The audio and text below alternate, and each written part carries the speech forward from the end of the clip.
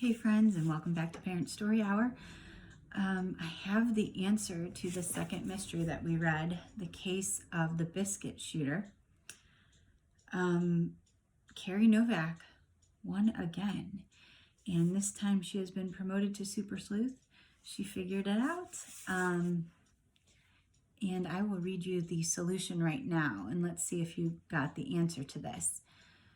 Princess Marta said she hadn't heard the thief enter her trailer. That proved Uncle Barney was innocent, since he could not have entered her trailer without being heard. He wore his knight's costume of pots and pans. The rattling and clanking would have given him away.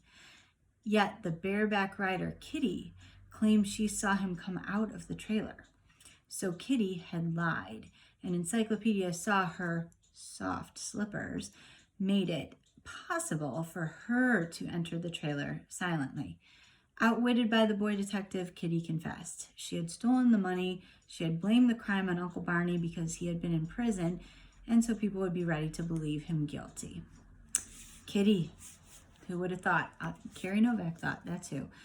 So good job with that. I do not have a mystery today. I just have a kind of a quick story. And it's called The Cranky Crocodile. It is from the Richard Scarry book. And the picture is really the best part. So I'm going to save it till the end. So here's the story. Once in the hot southern summer, a crocodile came to live in the river. Having a crocodile there was bad enough, but this was such a cranky crocodile. He snapped up the dragonflies and fish as if they were peanuts. And if anyone dared to come down for a swim, he tried to snap them up too. So of course, no one went swimming. Hot as it was, that made all the animals feel cranky and quarrel among themselves, until one day, old Mr. Coon decided things had gone too far and would have to stop.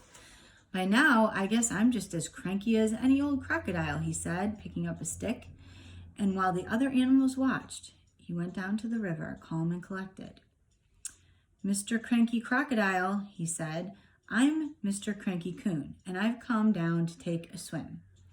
At that, the crocodile swished forward, looking so dangerous with his mouth open, that Mr. Coon tried to back away.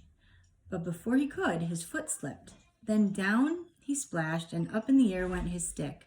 Poor old Mr. Coon, wailed his friends. This is surely the end of him.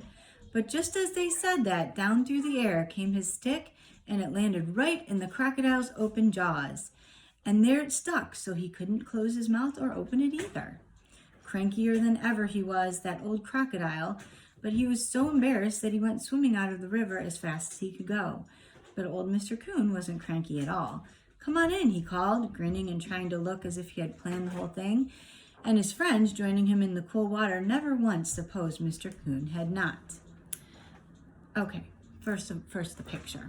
All right, clearly the look on Mr. Coon's face, this wasn't a plan. He clearly slipped. So here he goes. There's the crocodile looking concerned. There's Mr. Coon thinking he's falling to his death. I think the question that I have at the end of this story is, if they refer to each other as Mr., like it's that formal in the river, like couldn't he just get a restraining order? I mean, couldn't he just call the police or write him a letter? I'm not sure. I mean, you refer to him as Mr., but then you shove a stick in his mouth and they're trying to murder each other. So I'm not sure what's going on in this story. And they talk, but they couldn't have a conversation about it. So, I mean, if they had swim areas, maybe Mr. Crocodile could have taken one half of the river. Sounds like they could have come to a better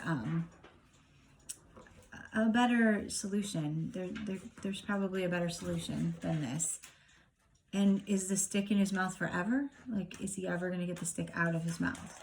Will he not be able to eat and just starve to death? I don't know. I have so many questions. Anyway, that was the Cranky Crocodile. And that's all I have for you today. Congratulations, Carrie, on solving the mystery. And maybe I'll do another Encyclopedia Brown mystery this week later. Hope everyone is staying sane and healthy.